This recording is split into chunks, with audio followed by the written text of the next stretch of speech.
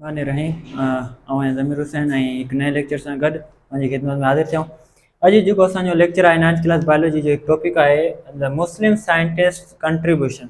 ठीक है, यानी कि जेके मुसलमान साइंटिस्ट हुआ उन्हनि जी कंट्रीब्यूशन छा आहे। ठीक है, उन्हीं खे असां स्टडी कंदासीं कहिड़ा कहिड़ा जेके असां मुस्लिम साइंटिस्ट आहिनि ऐं जेके असांजे स्पेशली जेके बुक में 9th क्लास जेका बुक आहे उन में जेके मेंशन थियल आहिनि उन्हनि खे असां थोरो स्टडी कंदासीं। हाँ इतने कुछ मां नाला लिखा आहिनि। ठीक आहे, मां उहे ॿुधाईंदुसि त जीअं जेका 9th क्लास जी बायोलॉजी आहे उन में असांजा जेको आहे सो जो पहिरियों नालो मेंशन थियल आहे उहो आहे जाबिर बिन हयान। ठीक आहे, जाबिर बिन हयान। अच्छा, हुन खां पहिरियां हमेशह असांजे जेके साइंटिस्ट आहिनि उन्हनि जे जेके 9th क्लास जे हिसाब सां जेका अगरि यादि करणो असांखे रिमेंबर रखिणो आहे जीअं असां पेपरनि में एग्ज़ाम जे लाइ उन्हनि जी असांखे टे शयूं ॾिसणी पवंदियूं। हिकु त जेको आहे सभ खां पहिरियां प्लेस ऑफ बर्थ। ठीक है, यानी कि जेका ॼमण जी जगह है उहा। बे नंबर ते उन्हीं का पोइ असांजो जेको आहे सो रोल यानी कि उनजी जो कंट्रीब्यूशन रोल छा रहियो।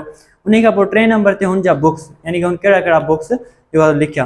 हाणे जीअं सभ खां पहिरियां असां वटि हिते जाबिर बिन हयान असां हिते मेंशन कयो आहे। ठीक आहे, जाबिर बिन हयान जेका पैदाइश थी आहे उहा पहिरियां ईरान में थी। ठीक आहे, ॼमियो किथे ईरान में। उन्हीं खां पोइ छा कयो, ट्रेवल कयो इराक साइड।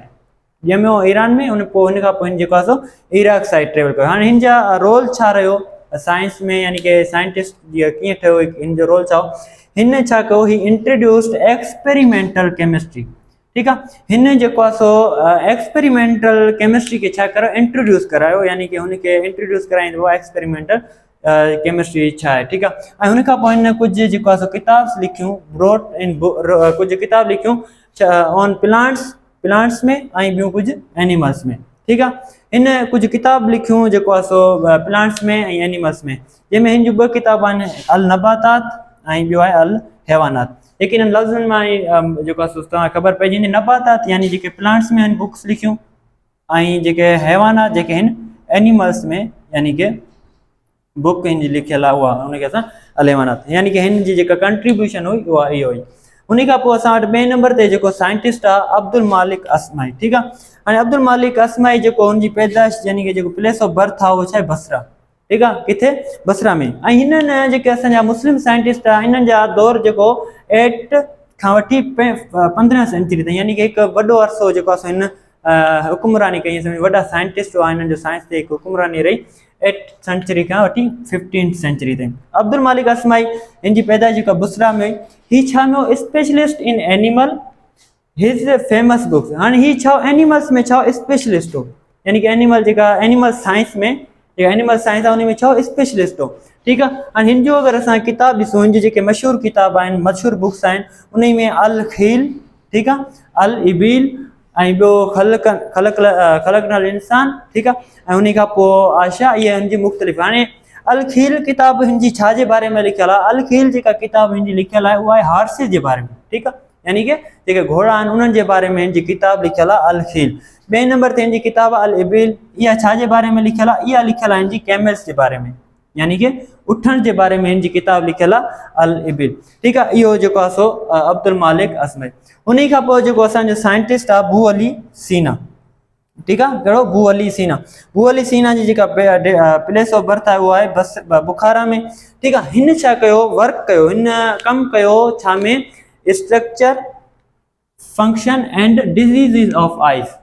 ठीक आहे, हाणे जेके अखियुनि जे यानी कि उनजो स्ट्रक्चर हिन जेको आहे सो हुन ते कमु कयो, हुनजे फंक्शन्स यानी हुनजा अखि जा फंक्शन्स कहिड़ा कहिड़ा आहिनि, उन खां पोइ अखि जा जेके डिज़ीज़ आहिनि उहे कहिड़ा कहिड़ा आहिनि, हिन ते अबू अली सीना छा कयो, कमु कयो। हाणे लज़मी ॻाल्हि आहे, हिन खे असां अबू अली सीना खे इन जो मतिलबु त ऑप्थोमेलजिस्ट बि चई सघूं था। ठीक आहे, यानी कि जेको अखियुनि जो माहिर हूंदो आहे। ठीक आहे, उहो बि असां इन खे मेंशन करे सघूं था अबू अली सीना खे। हिन हिकु तक़रीबन कोई 130 डिज़ीज़ जेको आहे सो उन खे छा अखि जी जेके 130 डिज़ीज़ उन खे हिन बयानु कयो आहे अबू अली सीना। ऐं हिन जी हिकिड़ी मशहूरु जेको आहे सो किताबु आहे अल कानून फिल तिब। ठीक आहे, इहा हिन जी मशहूरु किताबु आहे जेका हिन लिखी आहे। यानी कि ही कुझु साइंटिस्ट हुआ जेके 9th क्लास जी बायोलॉजी में मेंशन थियल हुआ, उन्हनि खे असां ॾिठोसीं।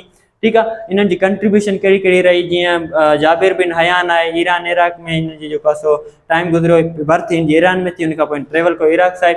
हिन छा कयो त इंट्रोड्यूस कराई एक्सपेरिमेंटल केमिस्ट्री ऐं हिन किताब लिखियूं जंहिंमें अल नबातात ऐं अल हैवानात शामिल आहिनि। उन खां पोइ अब्दुल मालिक असमाई बसरा में पैदा थियो एनिमल्स में एनिमल साइंस में स्पेशलिस्ट हो हिन जूं किताबूं हुयूं जंहिंमें अल खेल ऐं अल इबिल हुयूं घोड़नि जे बारे में जेको आहे सो उन खां पोइ ॿिया जेको अल वहूश इन जी हिकिड़ी किताब हुई जेके वहशी जानवर हूंदा आहिनि ठीकु आहे वाइल्ड एनिमल्स हूंदा आहिनि उन्हनि जे बारे में बि इन जी किताब हुई जंहिंखे नालो छा चवंदा आहियूं असां अल वहूश अल वहूश इहा इन जी हिकिड़ी किताब आहे जेको आहे सो अब्दुल मालिक असमई जेका यानी कि वाइल्ड एनिमल्स आहिनि उन्हनि जे मुताबिक़ ऐं ॿियो असां वटि आहे बू अली सीना बुखारा में पैदा थियो हिन छा कयो आई अखि जे स्ट्रक्चर ऐं फंक्शन जे रिलेटेड कमु हिन जी हिकिड़ी किताब आहे अल कानून फिल तिब उमेद आहे त शॉर्ट लेक्चर असां तव्हांखे सम्झ आयो हूंदो ऐं अगरि जे तव्हांखे हिननि जे मुताबिक़ अञा को सवाल हुजे तव्हां पुछा करे सघो था कमेंट में ऐं अगरि जे तव्हांखे रिलेटेड असांजे लेक्चर रिलेटेड नोट्स खपनि या तव्हांखे जेको आहे सो अञा वधीक लेक्चर खपनि तव्हां असां सां कॉन्टेक्ट करे सघो था नंबर असांजो फेसबुक पेज ते मेंशन थियल आहे ठीकु आहे उमेद आहे तव्हांखे लेक्चर सम्झ में आयो हूंदो वस्सलामु अलैकुम वरहमतुल्लाह